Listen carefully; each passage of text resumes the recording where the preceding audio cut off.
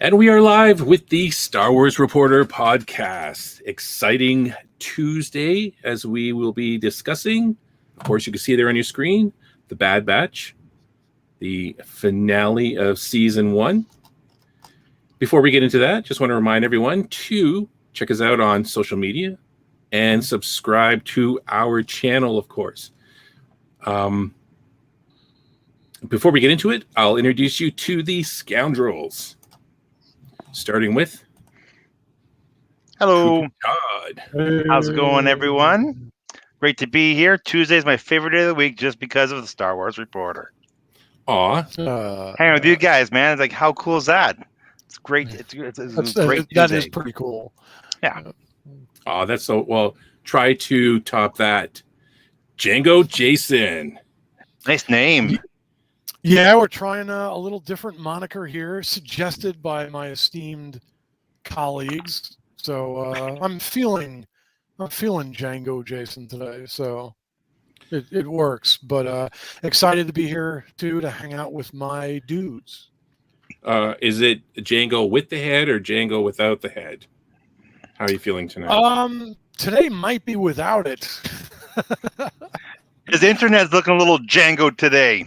Django. Yeah, a little decapitated I was earlier. So somebody took a purple lightsaber to my internet connection. Oh, well, that guy must be a bad mother. Hey, just to remind everyone to subscribe to our YouTube channel. And this way you can never miss this wonderful, wonderful conversation that we have here on Star Wars Nerdness.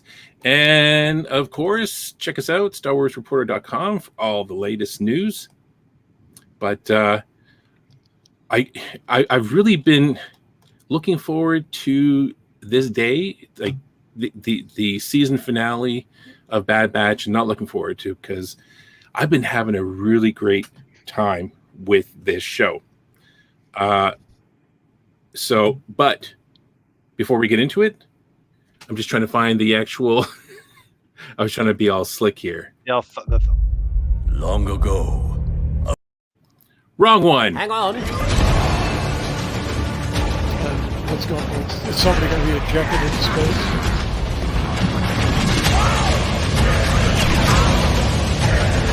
Open fire. Ooh, big build up. Big build up.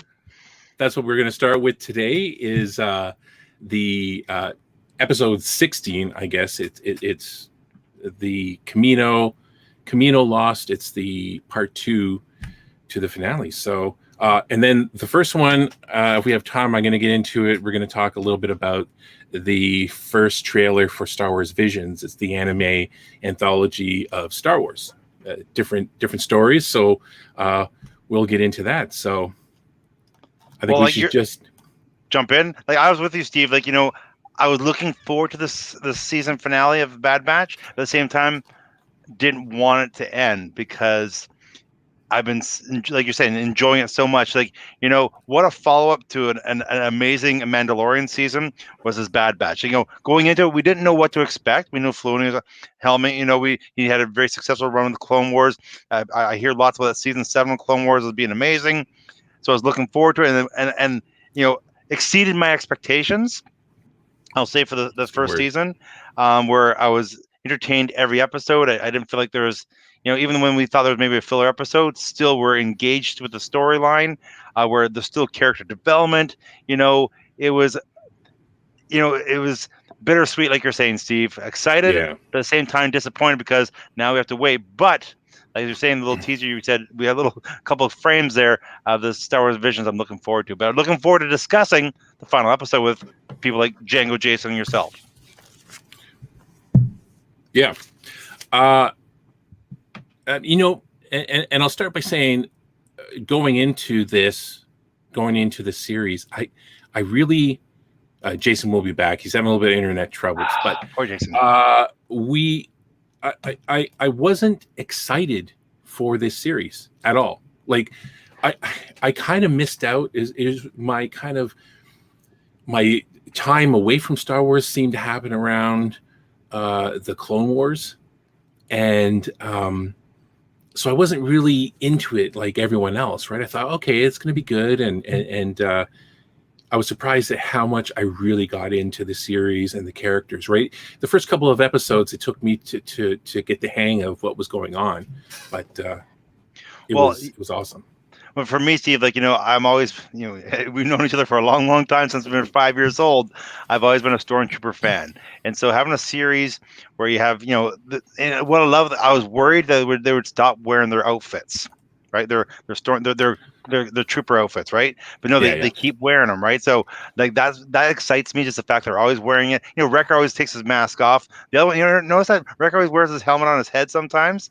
It's kind of like casual. He just pulls it up. Yeah. But no one else ever does that. It's just kind of interesting. It's a neat little thing that they keep doing. I think Wreckers shows a lot more emotion than the other characters do, possibly. But it's just kind of neat. But I love the fact, I was excited again, like going into it, not knowing what to expect. I knew it was based after Revenge of the Sith, and I was looking to, I was kind of excited to see what happened.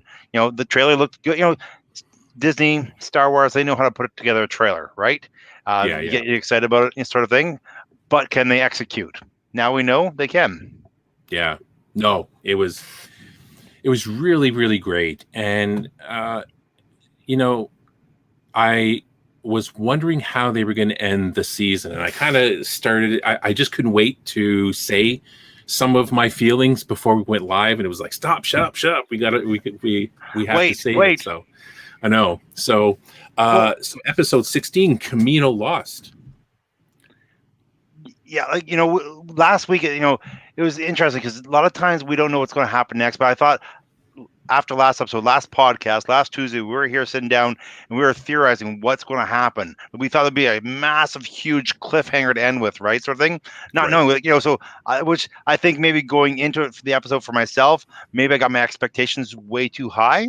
Or unrealistic sort of thing, because they could do anything they wanted with that story. Like, we had no idea what happened to the Bad Batch and Crosshairs when the blasters started coming down. But I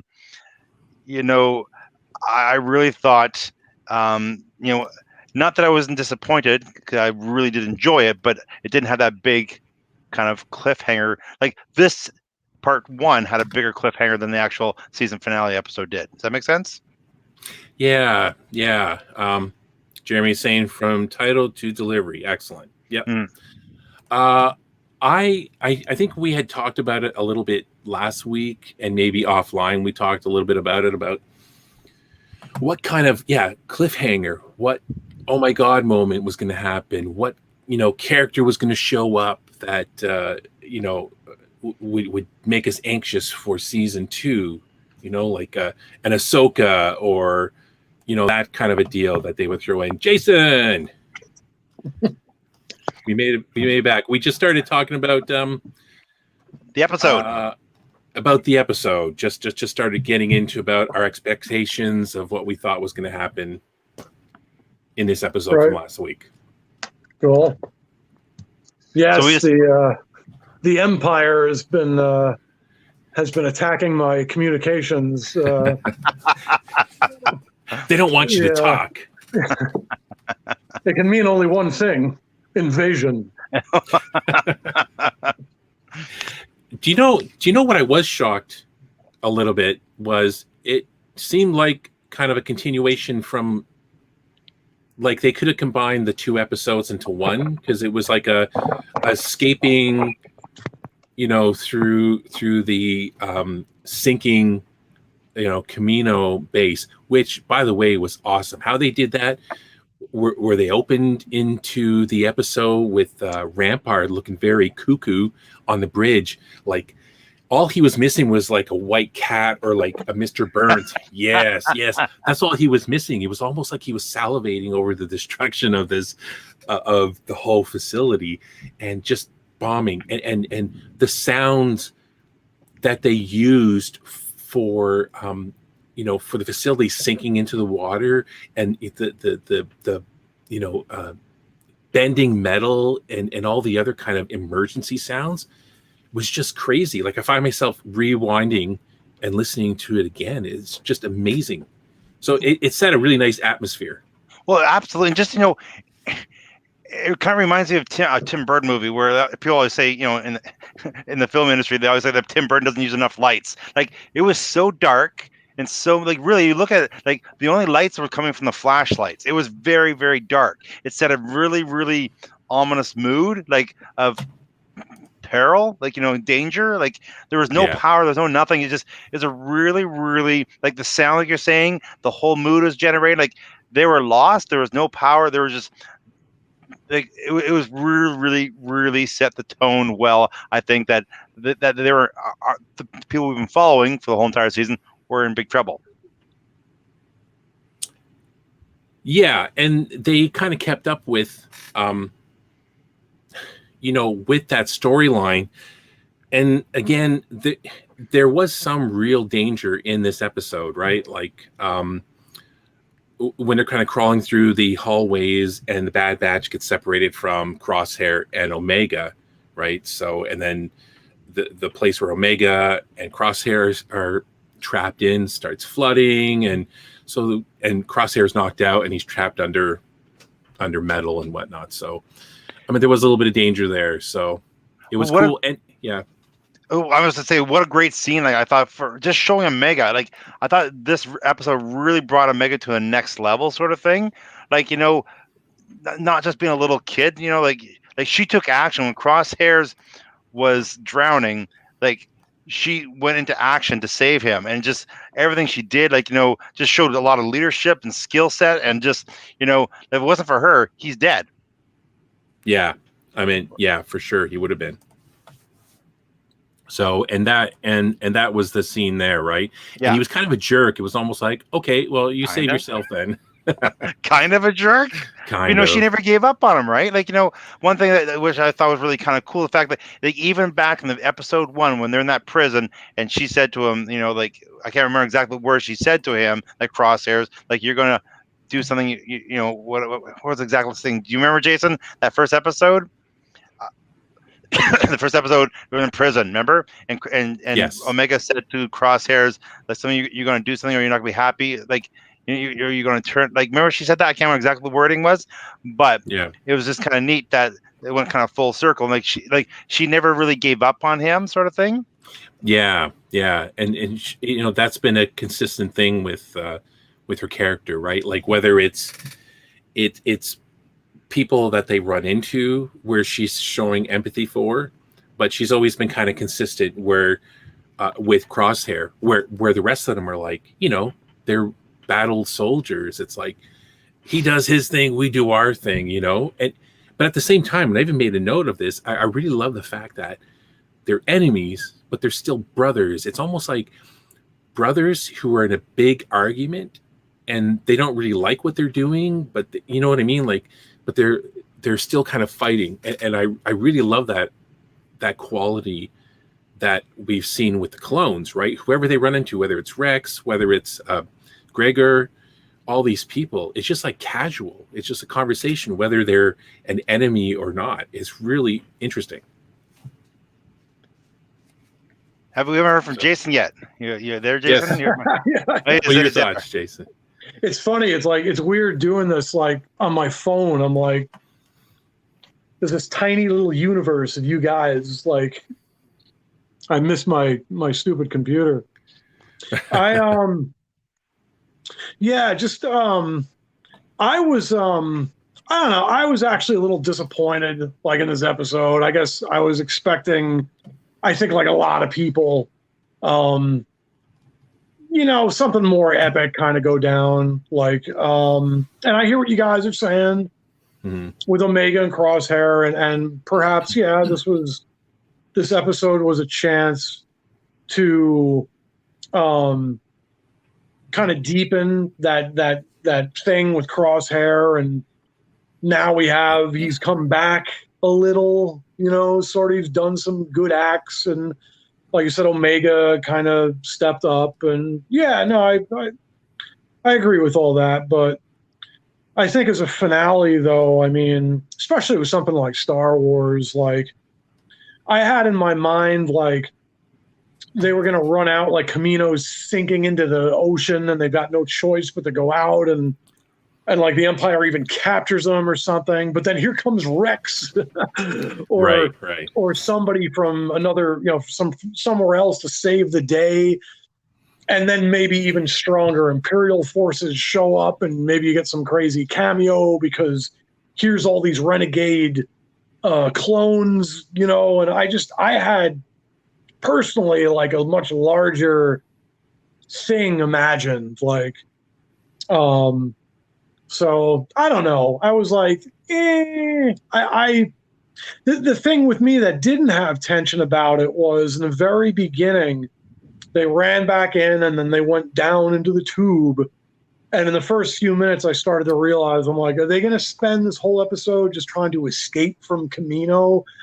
And it was kind of predictable to me in that regard. So I was kind of, I don't know. I just saw it coming. I was like, they're going to spend this whole episode. I hope they're not going to do that, but they're going to and then halfway through, for sure, I'm like, yeah, all right. They're I don't know. I think it was a missed opportunity to go out with a bang, even though you kind of did go have a bang in the in episode 1. Right. I don't know. On a smaller scale, like you guys have just been pointing out, maybe a chance to kind of get in a little more with the Crosshair thing.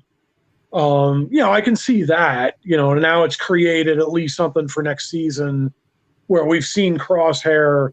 Okay, he kind of stepped into the light a little, and then obviously saving Omega and all that, but beyond that, I was like, And I don't think you're wrong, Jason. I agree. Like I was telling this when you were cutting in and out, sort of thing. Like I think we all three of us set up high expectations for this episode, like last week, right, with our theories, right? And you're right. Like it was definitely not one of the most exciting episodes. I wouldn't even rank it as the top half. Like to me, it probably is bottom 3 easily episodes this season for sure. But again, I really liked how Omega took, that whole the water coming in. She didn't panic. I just thought it really showed a lot more to her character. And this episode, I thought it looked at that her character a lot more. Just the simple fact that, like then when they got out of that drowning situation, she came with the game plan for the next part, right? Which was hinted at a couple episodes beforehand, that she's great with strategy, right? Sort of thing. And even Crosshair. So now you're taking orders from her, right? And it was just kind of.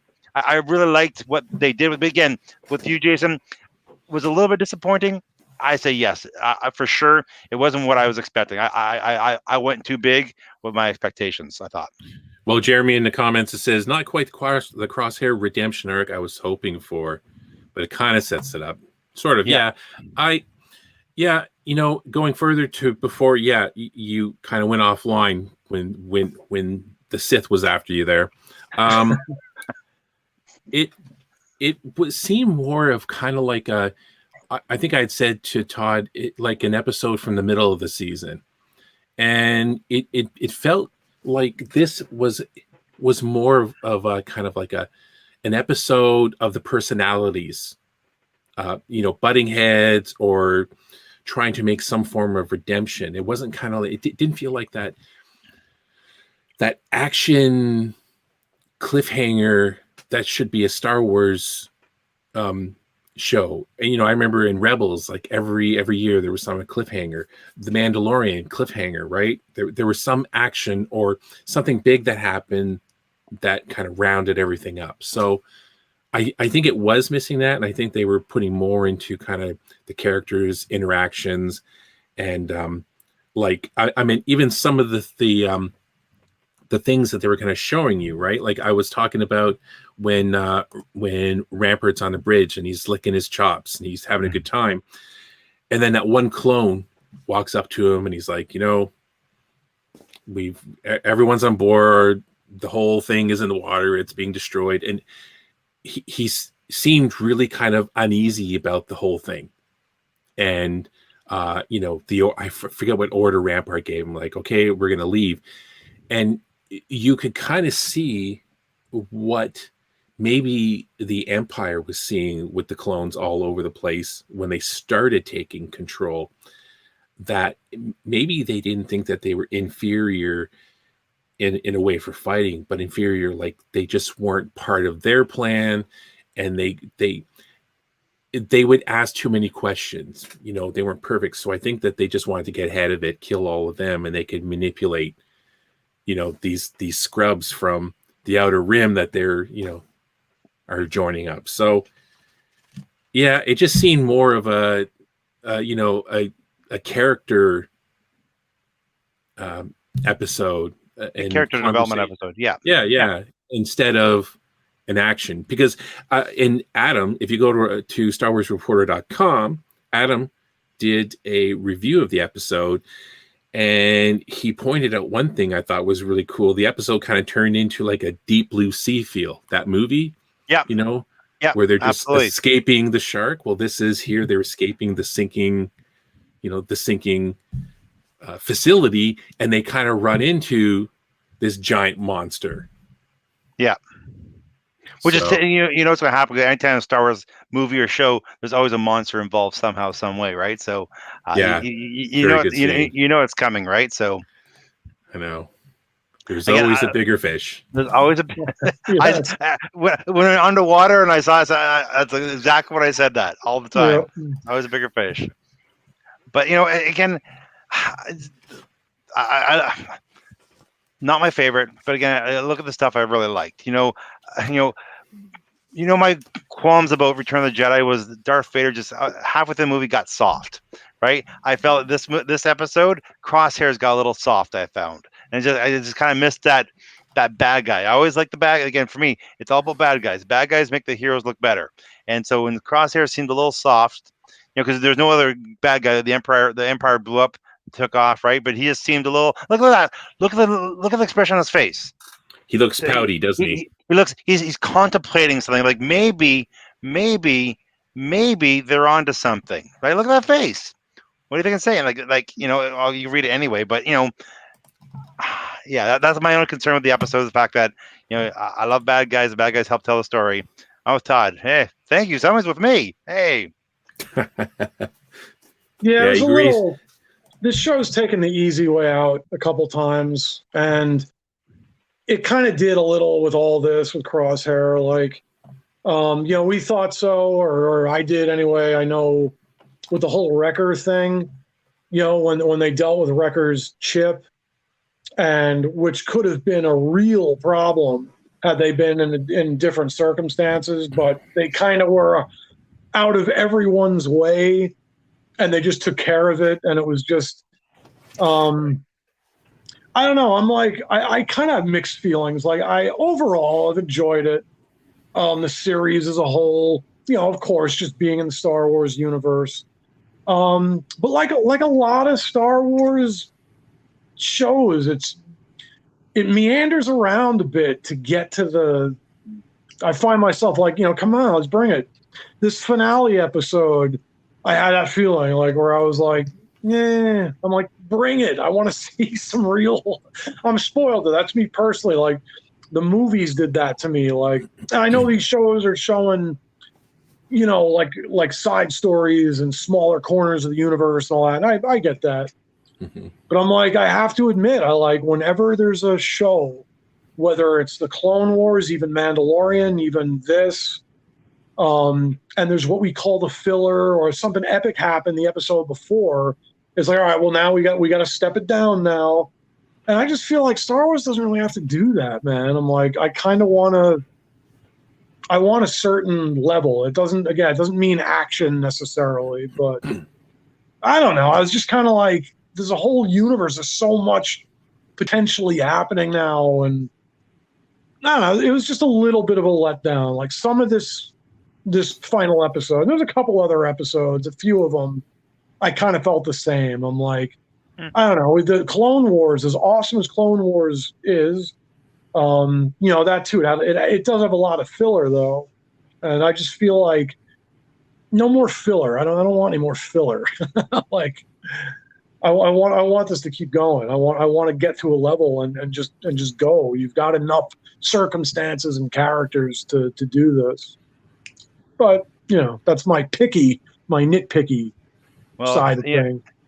Dave Filoni hasn't really done anything wrong yet, so give him some time. I'm sure that what happened this final episode, the whole story, the connection, everything like that, is going to pay off next season. Like, he's planting a seed for something. There's a reason why. There's a reason why the episode the way it was. But yeah, I agree. I'm with you, Jason. I can't disagree with you. After that, the episode 15, when they blew up, the building and it rained down all that fire on them, I was really expecting something bigger than what we got. I agree. Someone knew that was going to come into the rebellion, right? Like they brought in Rex and the two sisters there. I forget their name. All these people they're bringing in, kind of setting up, letting you know about how the rebellion was getting going, even with like Hera. I mean, she was young and everything, but still, Yeah, well, again, I think that's future episodes possibly all come together. Jeremy just made a really good comment, which could be the reason why we're feeling the way we feel.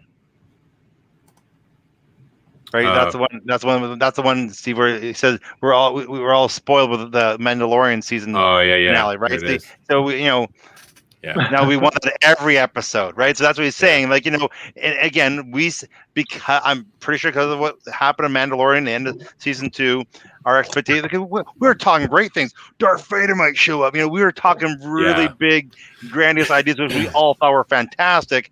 None of that happened, right? So therefore, maybe our expectations we set too high again because stuff of what happened in Mandalorian season 2. Like when Luke Skywalker shows up, anything's now possible, right? I think that's a part that possibly maybe how we felt going into it. It'd be interesting to see what we felt like if Mandalorian season 2 finale didn't exist. Would we feel the same way? Probably, but yeah. Right. It's a great point. And too, I want to make the point that it's not even necessarily like it's got to be literally epic in scale and all that, which is cool. I'm always for that. But just even whatever in some way, some sort of emotional resonance with me, and I'm like, all right, we got a little bit with with Crosshair and everything, but I don't know. I felt like there's a great opportunity, and I'm admitting this is a personal thing. I'm a little more impatient with some of this stuff. It's that Luke Skywalker episode. We're gonna have to turn that somehow. Again, it's not necessarily. I've got the Luke Skywalker episode feeling. He should have showed up in this. No, I'm kidding. Well, the thing is, there's different attributes, right? Like I wasn't attached to this droid thing, but I must admit, when the droid was losing power and shutting down, I was like, oh, it was tugging on a little heartstring of mine. I got caught up in that kind of storyline which I was surprised on. Again, that's effective storytelling, right? There's many episodes I watch where something happens to the main character and I don't care because I just don't care because they haven't built the story. But they did an effective job. I just met this robot and I was kind of feeling sad for the poor little guy, right? But this is the thing. I wrote the note. I'm like, that droid should have died. Consequences, something, you know what I mean? Like when he sacrificed himself to get her to the surface, it would have been sad and cool at the same time to have him floating away into nothingness. And it kind of reminded me of Big Hero 6 at the end of that film when he's spoilers for no one has seen it, kind of gave me that same feel. I don't know if you guys have seen it, but it would have been nice just to see that, because then again, that is the absolute last connection for her or anyone to Kamino. It is gone, dead, no connection. But now there's that little piece of Kamino. There's that little, maybe they're trying to get that kind of like the cutesy little droid, to be her little friend and stuff like this. But it just would have made that kind of, I wrote down, come on, some consequences, you know what I mean? Like some kind of, it would have been cool to see, because no one else was injured or hurt. Not even Crosshair when you had all that stuff all on him. So the droid should have died. I agree, Steve. Like that was one regret. Like I was feeling emotional, the powering down, it started sinking. I really wish that Crosshair, when he did this thing, like grabbed her, pulled her out, because that would have created conflict between her and Crosshair, right? Which would have been kind of dynamic. I went, oh no, they saved the robot, because I really like the idea of it dying for the purpose, greater purpose, right? Like you said, consequences, and again would set a storyline for the next season, right? But now they saved the robot. Okay, great. But I agree with you 100% there, Steve. They should let the robot die. Let him sink to the bottom. Yeah. Goodbye. Maybe he's hanging on to some information that they'll use later on. Yeah, well, of course, and that's very well possible, right? So, yeah, I know one thing I noticed you, Steve, talking about afterwards online. You were talking about the whole statement about that Omega's older than them. Yeah, and that was you seem to have issues with that sort of thing.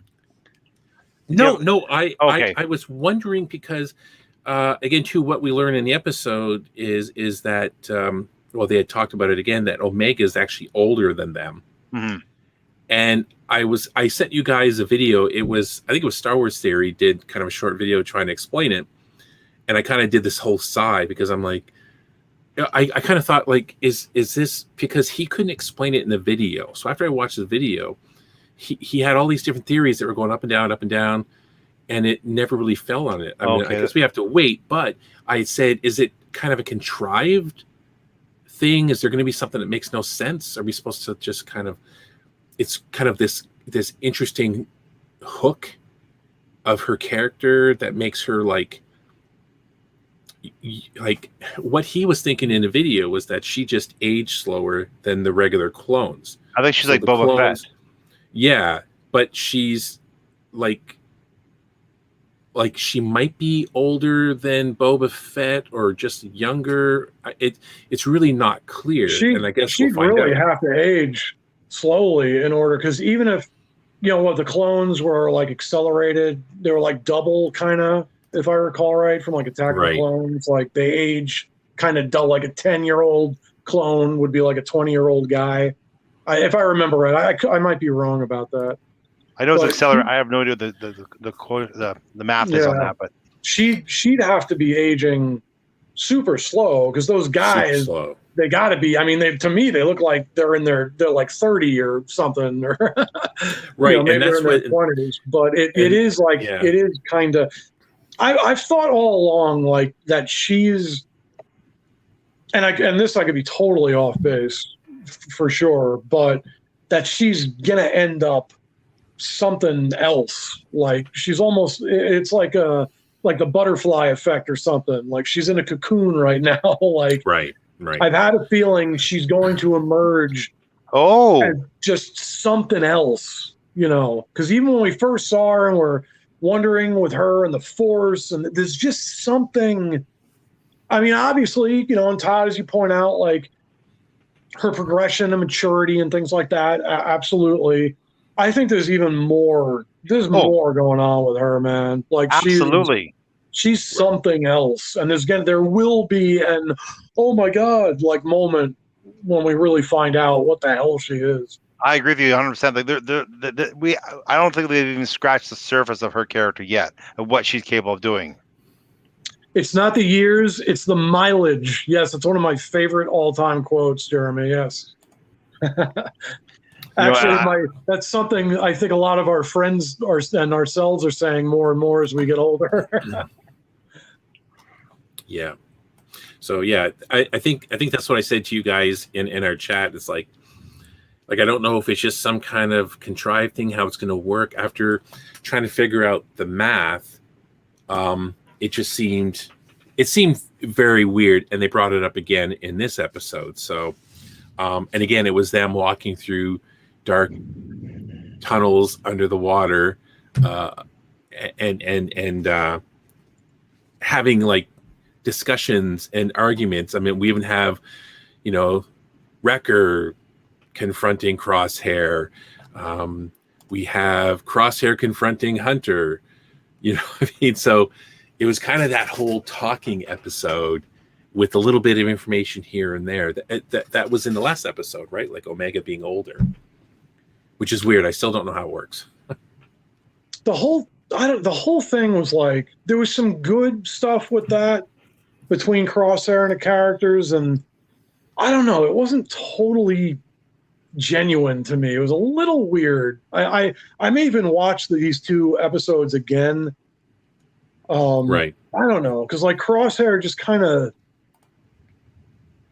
turned a bit like on a dime almost. I mean, we talked about it last time. I think maybe because he realized that he was in fact going to be alone. That oh wow, even if the Empire, all that stuff goes well, I'm alone, and now all the clones are gone, and so maybe it was that, but I don't know. It was all a little bit. I don't know. It was all a little bit weird. Jason, you might know this, being knowing more of the EU. Jeremy's asking, did they deliver the Camino scientists to? I've heard this Mount Tantus. Isn't that where they in the EU created the evil Luke, or something like that? Something, I can't recall, but that's a good pickup, Jeremy. I can't quite. Maybe. Yeah, maybe. I hadn't even thought of that. My whole thought was just, well, I guess maybe which is obvious is she going to be working on clone Palpatine?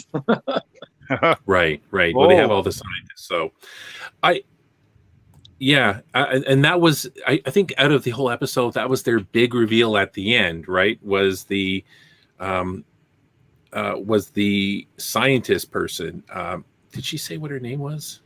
I forget what it was, but there's a really interesting connection to the Mandalorian, right? So you're looking at, before episode 4, right? Way back then, they were starting to do the whole cloning thing. Like they have the same uniforms. It's not the same person. It's just that they were still, even after the fall of the Empire, right? Still working on cloning. So a really good Mandalorian connection, and why not, right? It's from Filoni, so he's a master of it so far. Yeah, everything seems to be connected. Yeah, the clone of Joris C'baoth.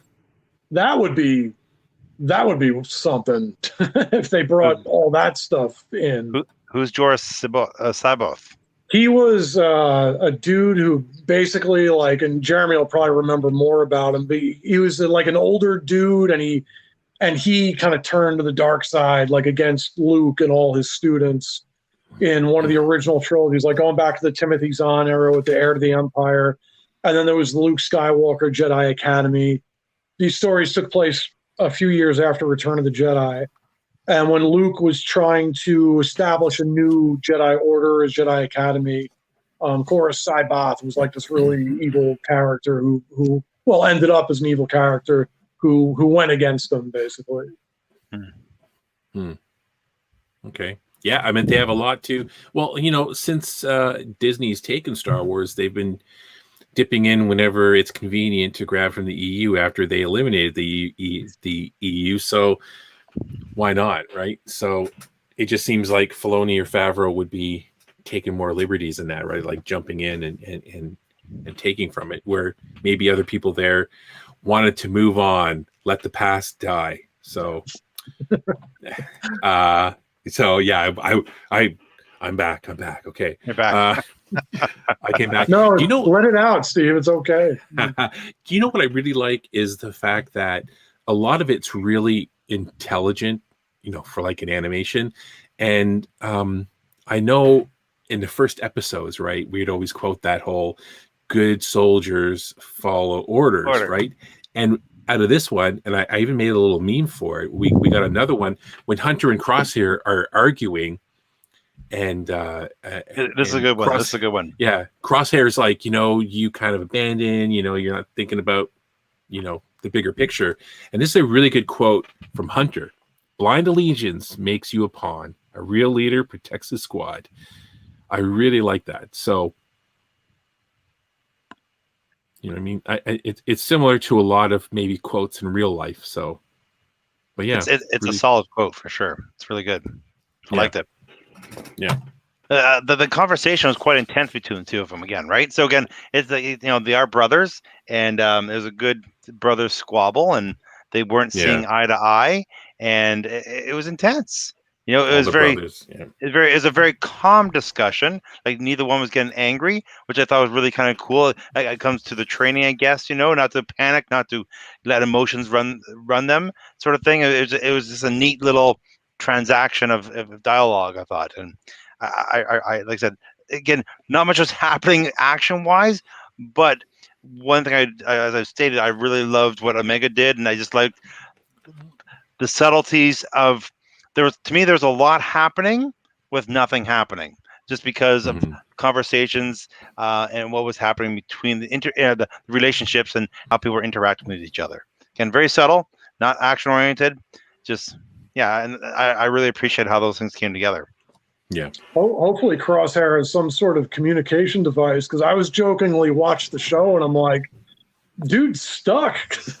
Like, yeah, that's one thing I thought the same thing as you, Jason. How, like, who's he calling, right? and Empire's done. Like, they took off their hyper speed out of there. Like, I think what happened is, I think when they were all kind of getting on the ship and leaving, it's I think it was Tech maybe said, we better get going because they might be sending scouts. Right, that's which true. is kind of a really evil thing, right? They're going to come by, and if there's any survivors, kill them out. So, yeah, he's just sitting on this. They end up leaving him on the platform, and again, seeing his friends go away again, and it's just. I made a note. I'm like, lots of sadness. The whole episode was just sadness. Well, it is like even like how Omega looked back at him, right? Like she didn't say anything, but at the same time, she's saying a lot, right? Yeah. And you can see she's like she's saying, "Please come with us, come with us."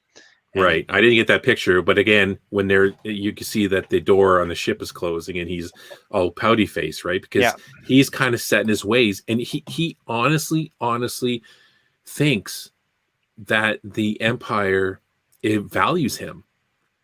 And he has no idea. That. He's coming for it. There's going to be a reckoning happening to him. And it's kind of sad. Like, this is, people have probably run into this in their lifetime, right? It's like, no, they don't care about you. And he's like, no, this is all I know. So, there's some weakness there in him, right? I think he's just really scared. So you think they just leave him there? Yeah, this is a good question. Is he going to report the Bad Batch getting away or not? Right? Is he going to say they're still alive? Actually, that's a really good point. It's a really good point. Or is he going to let the Empire think his brothers are dead? Huh? Yeah, that's tremendous, because that'll actually alter the course of the show, really, in a way. Like, that's true though. If they're presumed dead or not. I mean, for all intents and purposes, Crosshair himself is presumed dead still. Right. Unless, it would be. Well, if the scouts come back, of course, and probably find them, which is probably what we were led to think is going to happen. But yeah. So the other thing I just wanted to kind of hit on before we kind of move on to. We forgot to tease this in the beginning, Todd. Oh yes, we did. About your package. Oh. So what's in the box though? We'll talk about that first. Yeah, we'll talk about that later. Well, as you know, I'm a big collector of stormtroopers, and so I was very fortunate enough. So I was given a gift.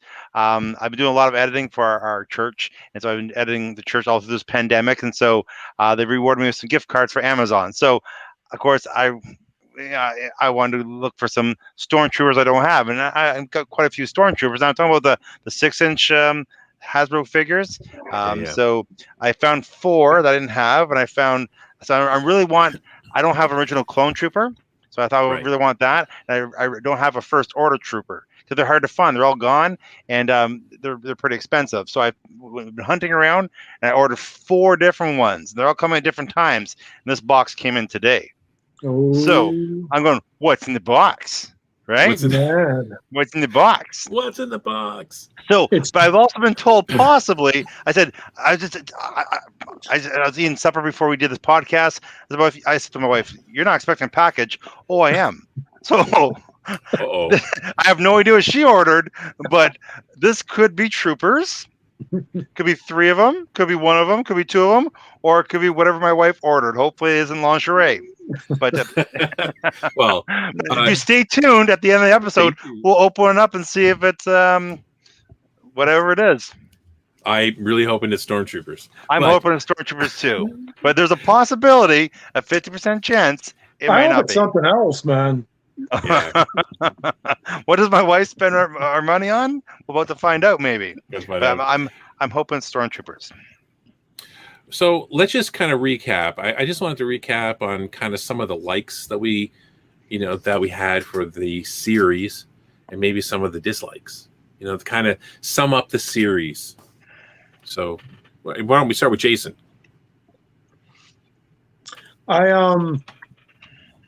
Just in short, I mean, well, first of all, and I'll let Todd talk more about this, but the animation and the sound and just the overall production, I mean, just to start with that, probably is a step up from anything we've seen so far. And for me, the quality of the animation took this over other animated shows I've seen, to where I actually would respond the way I would more to something live action. And we said this early on too, the first episode, like if somebody wasn't that into animation, but you wanted to kind of turn it, because a lot, some adults are like, cartoons. But that first episode, which I thought was incredible, the first episode by far to me was like the best thing, actually. But that episode was one that I would show someone that wasn't that into animation, and I would say, no, you can kind of get the same visceral feeling from really good animation if it's done like this. And over the course of all this, even from like the water and rain effects and, and then all the little sound effects from which we heard things from all over the Star Wars movies, old and new. And so all that stuff was really good. I liked, of course, seeing the progression, seeing some of the Empire, and for me, the turning of the doing away with the clones to moving into the Stormtroopers was pretty much the most intriguing thing. I thought, that was just really cool, which we got recently, even because that's just an intense thing. I mean, a lot of people have, over the years, that's a curiosity that's kind of mounted. It's like, well, okay, we have these awesome clones, and how do we end up with the Stormtroopers? And that all kind of makes more sense, and you can see why and how that happened now. The clones just being part of a different era and not being able to control all of them. And the fact that they're so good actually the Empire might not have liked it. They wanted people they could control easier. That's what I thought anyway. But that really intrigued me. So, and I like all the bad guy stuff. And as you guys have heard me rant about even today, a little too much filler for me, a little too many episodes that were like, all right, come on, let's get to something like. And again, I don't mean, not that I don't want to see character interactions. I love smaller moments. I love quieter moments, but I still want them to be impactful and kind of like, and again, I loved Clone Wars, the original Clone Wars, but that was one criticism. There's a lot of filler in it, and this had a bit of filler. And I thought the lesser characters like Tech, and like the Bad Batch themselves, I could have pictured a little more depth and a little more development. I mean, how much are you going to do with a group of clone guys, really?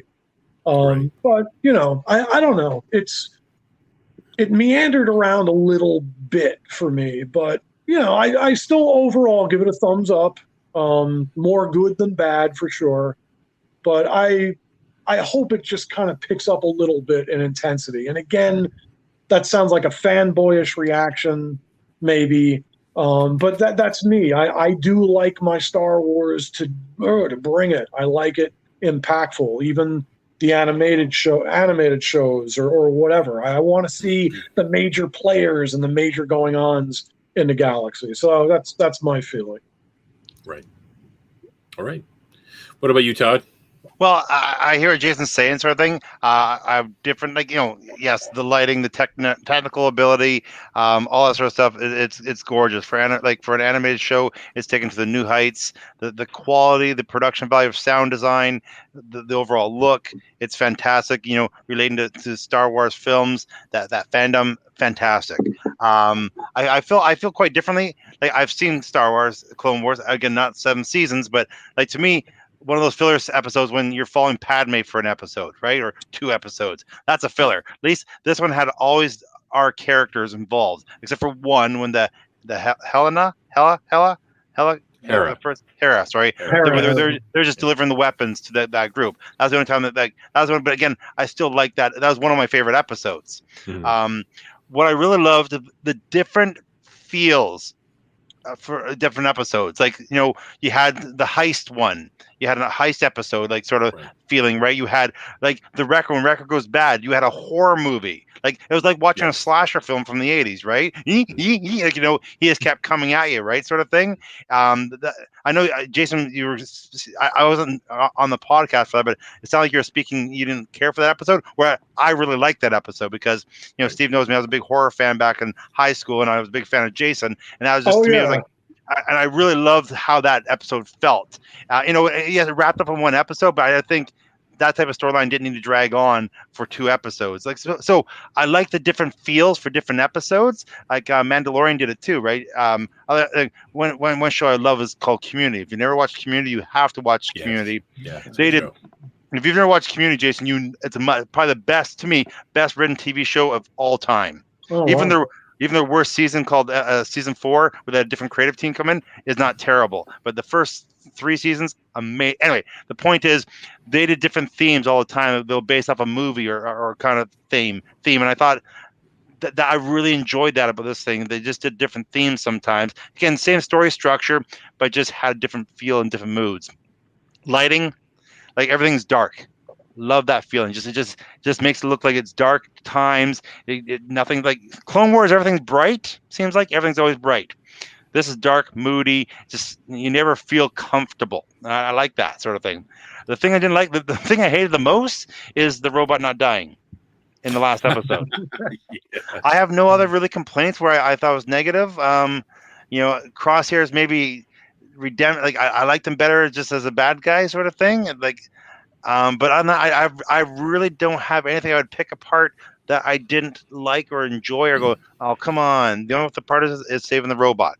It's the only part I can really say that I didn't appreciate as much. I like the story development and Omega. I really like what they do with Omega, not knowing, like you're saying, Jason. There's something There's something in that box that we don't know anything about, and I expect something big coming up. Like, to the point where one day she might be running the Bad Batch. Like, she might be the person that runs it, possibly. But I don't know. Who knows? Right? That's just a theory. Right.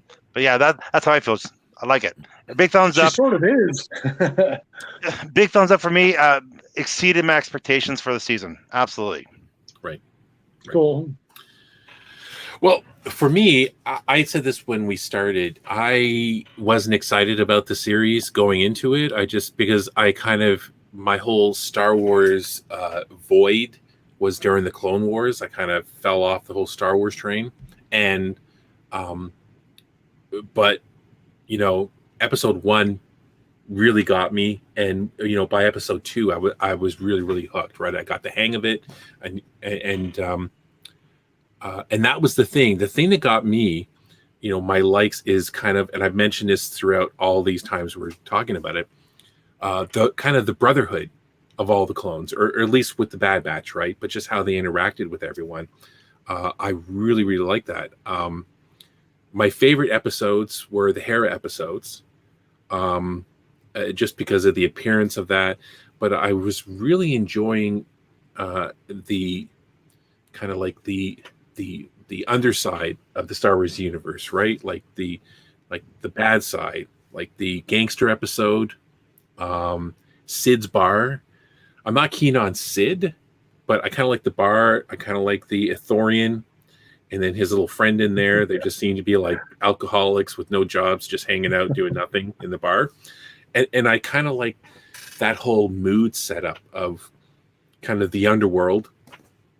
I really liked, and I just thought that the stories, even though it would kind of, I think someone had mentioned this, would meander a little bit sometimes. I like the story, even this one. If you just kind of, I the second time I watched it, I knew it wasn't this huge, massive, exciting, explosive ending coming, and then I just kind of relaxed and listened to the family argue while walking and avoiding the shark, like in Deep Blue Sea. And I really kind of enjoyed that. I thought that they put a lot of attention into the characters and development, and maybe it wasn't always action filled. I think my dislikes is just kind of like what everyone's saying here: consequences. More uncertainty, or uncertainty. Yes. Anyways, I think I'm saying it right. I know what you're saying. Yeah. Yeah. I want more of that. I want more of it not working out so right. And I think there was a lot of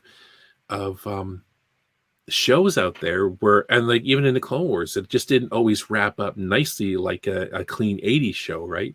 Like I was thinking, geez, I was just talking with my wife about this the other day, thinking back to Miami Vice. That was like the first show on TV that, like, half the episodes, it wasn't a happy ending. At the end of the episode, it was like, oh, I can't believe they died, or they didn't get the drug dealer, or this didn't work out. You just couldn't believe it. And then the episode ended. That's what I'd like to see more of here. It's like, did they get that job?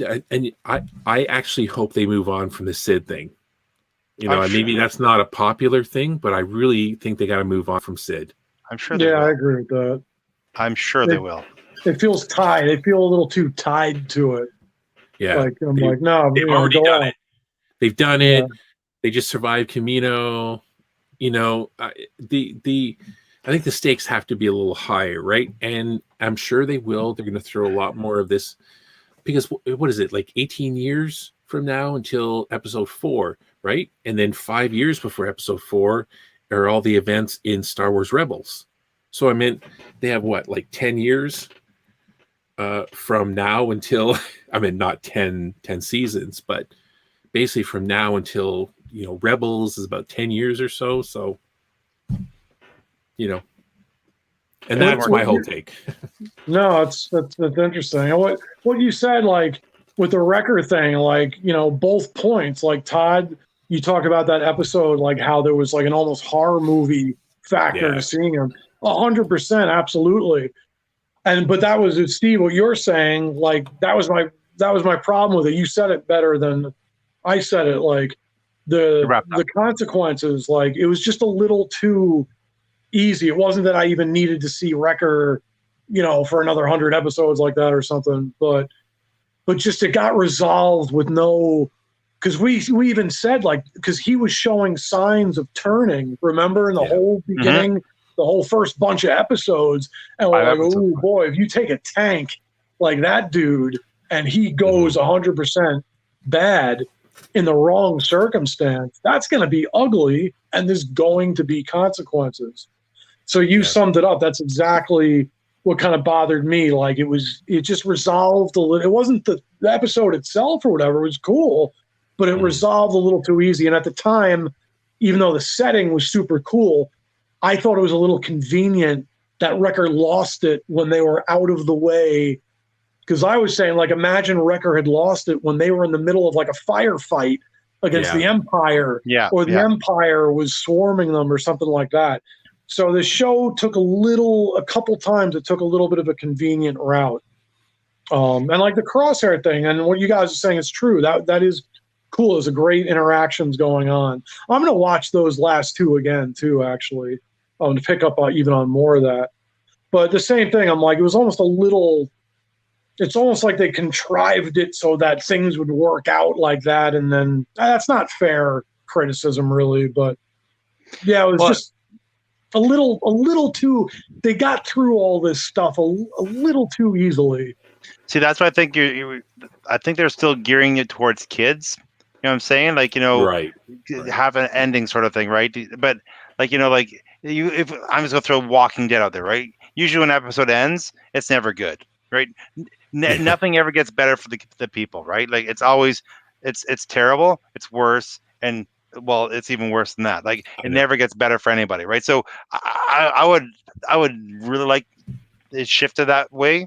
Absolutely, I agree with you guys 100% because it'd be nice to have more consequences, not wrapped up in a nice little bow. Because that will get tiresome. I can guarantee you, if it keeps doing that, it'll get a little tiresome for sure. Like, let's have some 2-parter episodes. Like Clone Wars, first season I thought, second season, it just kept finishing up nicely. And then they started adding some 3-parters and 2-parters in where, the story continues. I would like to see something like that where it doesn't end like on a nice little tidy little bow at the end where everybody's safe and everybody's good.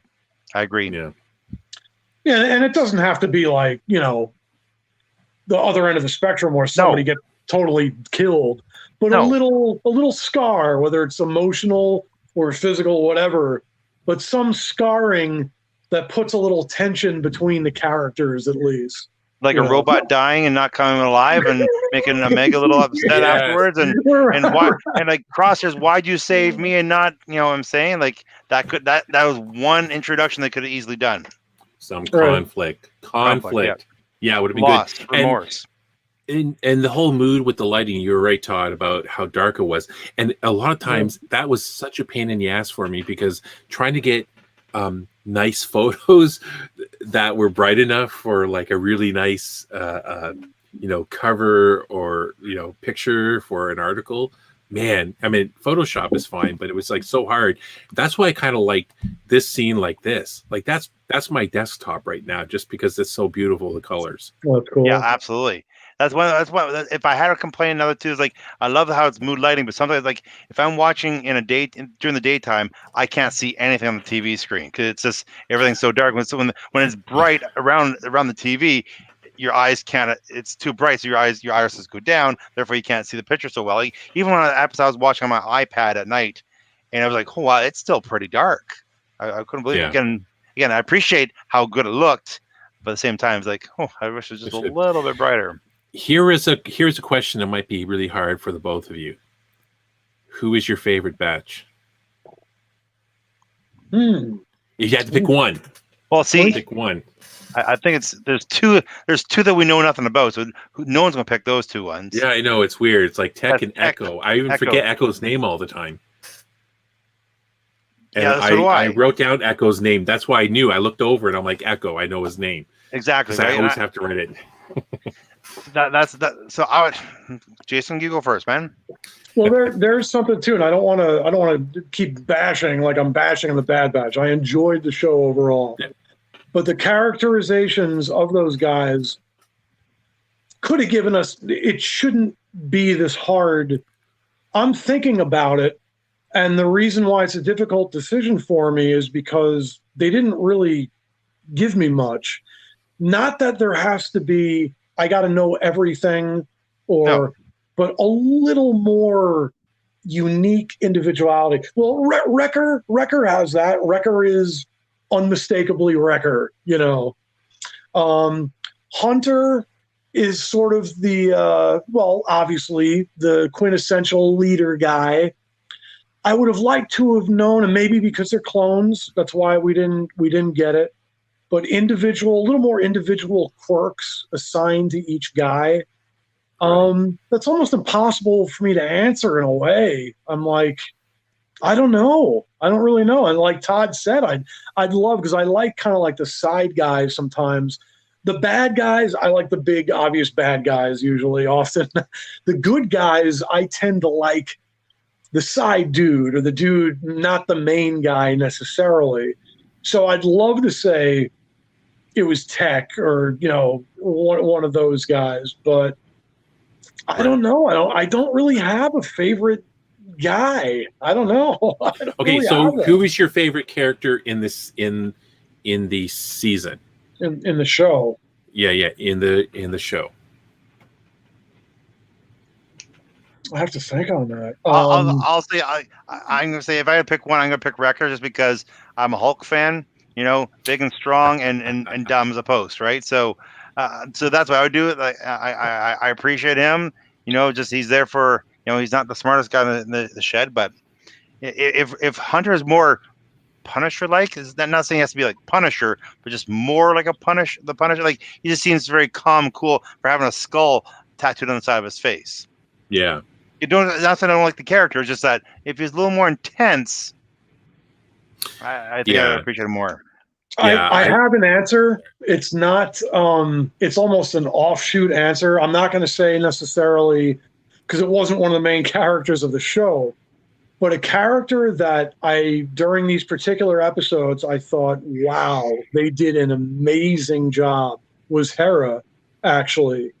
Yes. Because when they showed her, I remember the expressions on her face in the beginning before all the conflict, when she was kind of laying there, she had like that Luke Skywalker staring at the twin suns sort of moment. Remember that? And they affixed her again with her facial expressions, just how she was done and her mannerisms. I can pretty much safely say she was my favorite characterization of this show. There was a bit of magic to how they portrayed Hera. I thought she was brilliant. I thought it was beautiful how they did her. She left like the biggest impact on me. Something about how they did it.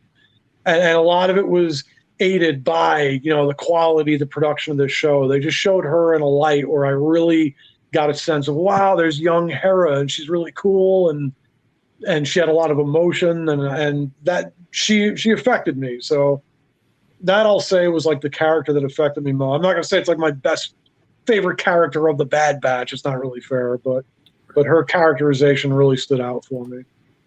Yeah, Jeremy's comment. Yeah, he had a comment. He says, but Echo is from the Clone Wars. He's already a fan fave. He's more of a fan of Wrecker and Omega's relationship. Yeah, that's why I lied too, because that relation's been shown the most in season 1. And actually, speaking of the Wrecker, speaking about Echo being from Clone Wars, in the toy store, I noticed there's an Echo clone, Echo as a clone figurine. So like, I wonder if I was going to ask you guys if they're the same character, but I guess they obviously are. Yeah, so I have a record story. I was away. I was out of town visiting people for 4 days, and I got away I was with my oldest daughter. We were picking up a fan at Walmart, and stopped by the toy section, and I saw a bunch of Wrecker figures. That's all they really. There wasn't much in the So I was like, oh, I'm gonna get this. Now I've been picking up these Black Series figures, and they're like $29 here and there in Canada for you. 32 it might be cheaper. 32. Wrecker was $50, and I was like, I just paused. I thought, okay, I'll come back tomorrow. I came back tomorrow, and all 5 of them were gone. See, that's it. My store is getting picked clean. There's somebody out there hunting. I'm every paycheck. I go to every store. There's 4 stores I go to, and Walmart's picked clean all the time. Like, there's nothing on the shelves. I know every now and then they get one. They have one, but there's only one figure. They get more. Yeah, I haven't seen one yet. So I was really disappointed. I was really scared. I was I should have just jumped on it and not thought about it. Oh yeah, but he's awesome, big, the helmet. Oh, it looked really great. So I just haven't had time. I was, first day back to work. I was like, oh, and then the podcast tonight. But now I'm like, I hope. And there's a couple guys where I live now that go into Toys R Us and just clean it all out. They're like these jerks that I hate. That's why I see all that. Oh, I didn't buy it. I was contemplating it. There's a Boba Fett from Return of the Jedi, and he had muzzle flashes for his blaster. It comes with a blaster that's cut in half with a lightsaber. It comes with flamethrower. It comes with a cable hook. It's like, I was so I didn't get it because I what else did I get? I can't remember what I got now. Because a new Incredible Hulk got released, and I got that instead. Hulk. Sorry, but yeah. Yeah. So I mean, for me, I'm kind of with you guys on the whole thing. Like, it's really hard to pick one, especially when we basically just know about 2, right? So it's really great. Wrecker. Well, yeah. I mean, Crosshair. Oh, right. Crosshair. Right. He's one of the Bad Batches. Crosshair. He's one of the Hunter. That's right. And Wrecker. We really know. That's pretty much it. But I mean, Crosshair is a jerk, but the Wrecker attitude. You know, I like the big hulking guy too. You know, big. And I kind of like a lot of character in Hunter, but it just doesn't seem to really stand out. Like, he's the leader. You know, he's level-headed. He's reasonable. Yeah, there's got to be something. There are two characters, Wrecker and Hunter. I thought in the first half of the show had more character. You know, now granted, the show, more epic story happened as we went along, which is cool. As we know, I like, epic stuff. But their characters kind of toned down. Like, Wrecker is in the first 5, 6 or more, whatever, episodes. Yeah. And he and Hunter kind of... Yeah, they all kind of settled in and just kind of ran through it, though. It's kind of interesting. Like, well, I think Omega is having an effect on it's totally changing how they perceive and how they act, because they're now no longer just soldiers; they're now kind of guardians for a younger child. True. And they've changed how they would do stuff, and now everything they're processing and decisions they're making is based off of her, keeping her safe or whatnot, right? So it's a good point. Yeah. So hey, how about we get to our next segment? What's in the box, Todd? What's in the box? Well, unfortunately, Jeremy, he says he picked up the Boba Fett. Steve showed the comment earlier, so I'm a little jealous. I really wanted it. I know it won't be there when I go back again because there's only one left. So that's what I'm saying. Like, there's always one of things. They get more than one. Stores don't get one action figure. So the Wrecker thing, it was about a couple months ago. I saw Hunter in the store and I didn't pick it up. If it was Wrecker, I would have picked it up for sure. You can order them online. Like, I wonder if they're still available, like Entertainment Earth or. Anyways, they're available online, but they're much more money on. Like, if you go to Amazon or something, they're much more money. You can go to what's the other one called? The auction site. What's it called? Oh, I can't believe I forgot what it's called. eBay. Thank you. I don't trust eBay. Do you guys trust eBay? I feel. I feel like. Anyway, it feels easier to go through Amazon. I haven't had a problem, but people report problems sometimes. Yeah, I have been disappointed with, like, I'm trying to track down and see my Godzillas up there. There's a Shin Godzilla Red. I'm looking for a Shin Godzilla Red. Like, it was $44 like when I started getting them, and then when it was up to like $80, I'm going, $80 is a lot for something I'm going to open, and now it's $117. Wow. So I'm like, if it was out there, I'm looking for a Shin Red Godzilla. All right, okay. From NECA brand. Okay, good. This is okay. Here we go. Sorry, guys, that's taking a long time. What's in the box? You guys, what is it? Is it Troopers or is it something for my wife? So this is really anticlimactic. I'm not even gonna look. Here we go, guys. So I'm hoping it's a Trooper to show you some. I'll be really excited if it's a clone Trooper. It's gonna be two Troopers.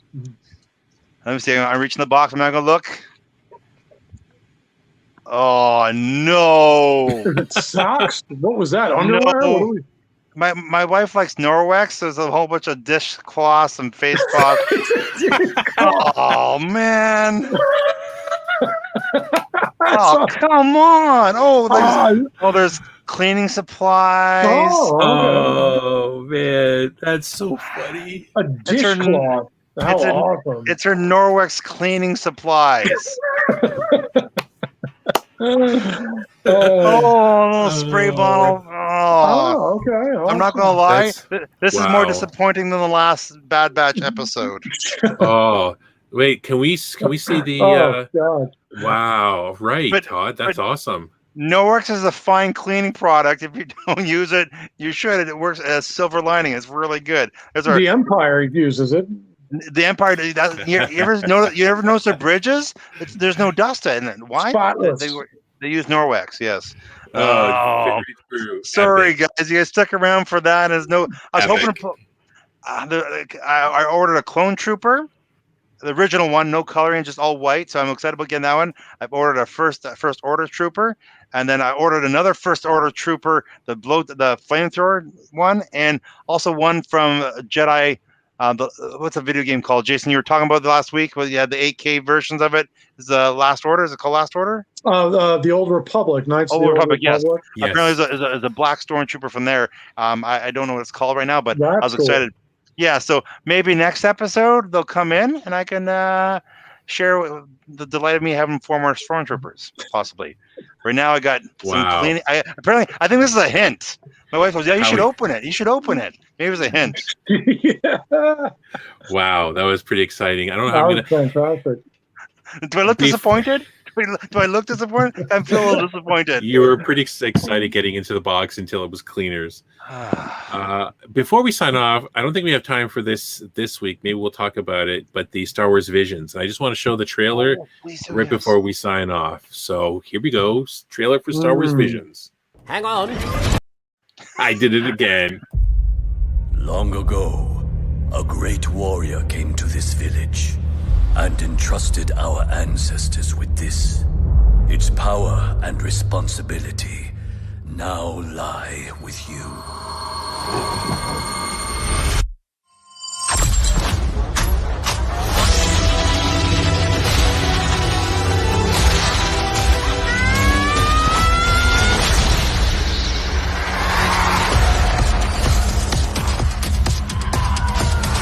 You've been guided by the Force since you were born.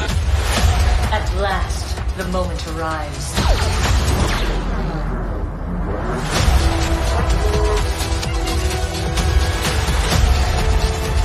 It's the first time I've confronted such darkness. Something ancient and sinister.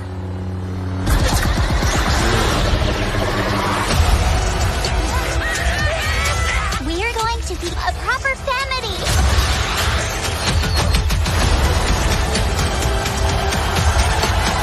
Let's make this our best show ever! フォースと共にあらんこと。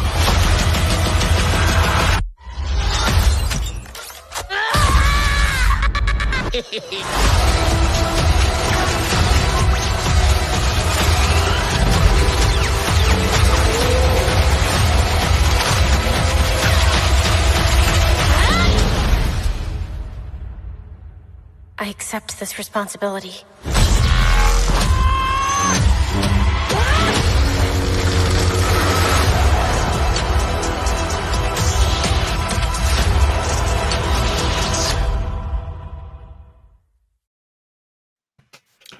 Woo! Wow. I've seen that. I'm Wow. holding off to watch it with you guys. Wow. Wow. Jason looks unimpressed. He's like, It's wild. No, that's It's there. wild. That's my kind of Star Wars right there, man. wow.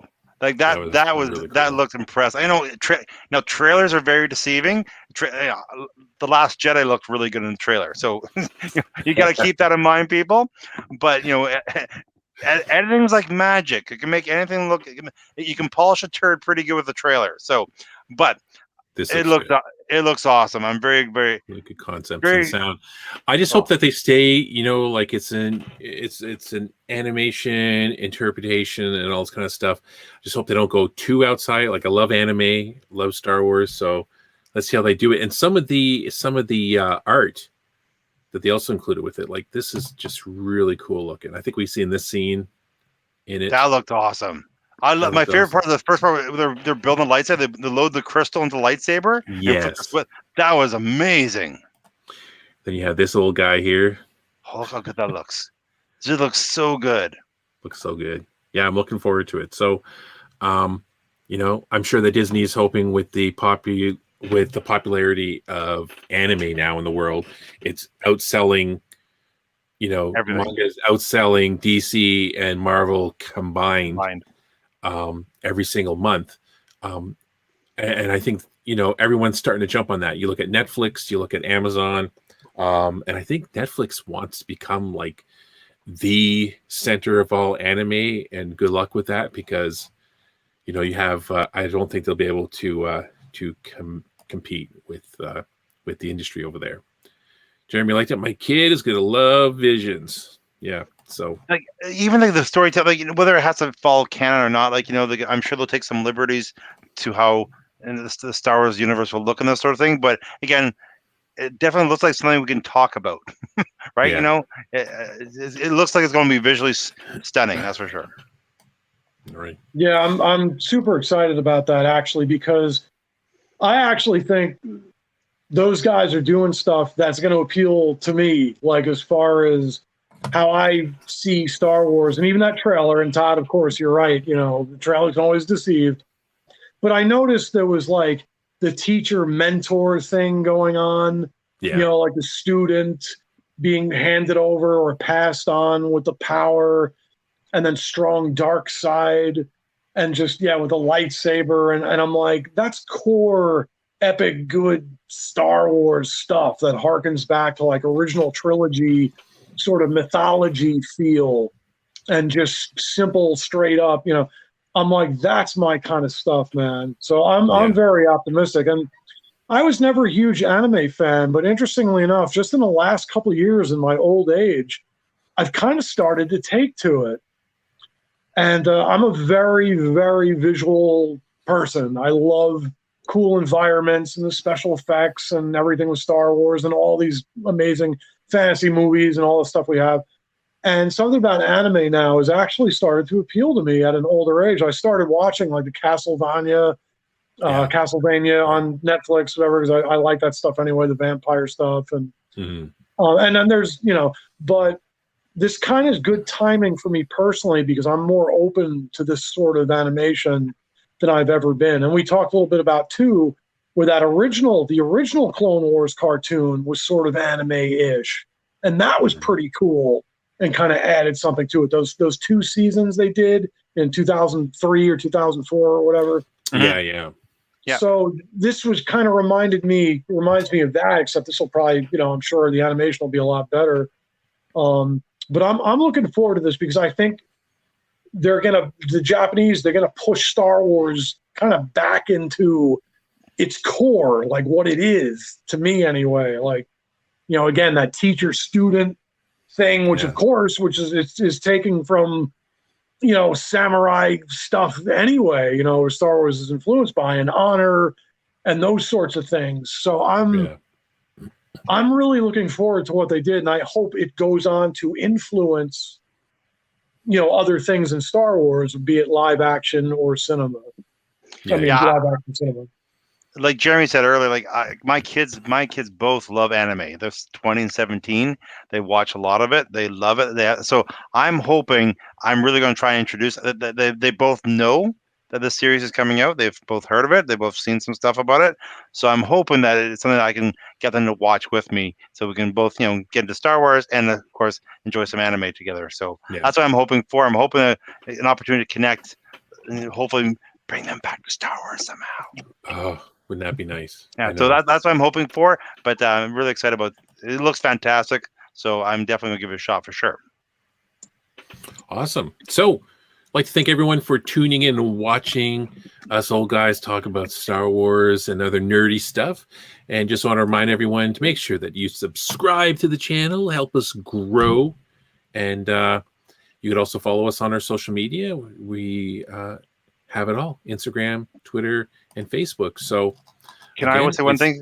Can I say one thing, Steve, before you go? So remember how we were talking about before, going back to Bad Batch, about how you thought maybe Disney's being safe with, stun guns instead of blaster stuff? Yes. If you watch, I'm going to highly recommend, if you haven't watched, start watching Marvel's What If. It just released a new series called What If. It's animated. Right. It is gorgeous. It is gorgeous. And this is superheroes, Right. We're talking about being safe. Kids, like the first episode, there's death galore. It's all about Peggy. It's about Captain. Really? What if Captain America didn't become Captain America and Peggy Carter did? It's amazing, and it is violent as heck. And it's really, really. Oh, it is. Like they're not hiding it. There's it's World War II, and she's fighting World War II. Big explosions, but it's gore. Like, how good Bad Batch looks? Yeah. This looks like this is amazing how it looks. That's cool. Wow. And so basically, I don't know if you guys know What If is a comic book in the Marvel universe. Basically, it's like takes stories. What if Spider-Man didn't get his powers? And so it's an episode about that. Right. So they can go anywhere they want, tell any story they want. But this first episode is about what if Captain Steve Rogers didn't become Captain America and Peggy Carter did. It's a fantastic. Again, I'm not too worried about. I don't think Disney's going to be playing it safe because Disney owns Marvel, and this was not safe at all. It was good. And actually, yeah. So if you haven't checked it out, it'd be something worth watching while we're waiting for Star Wars Visions to come out. I recommend it. Definitely. Cool. Wow, exciting! And get those Bad Back Black series before they're all gone. If you find them, yes, absolutely. But it's the time of the episode where we have to go. Thanks, everyone. No.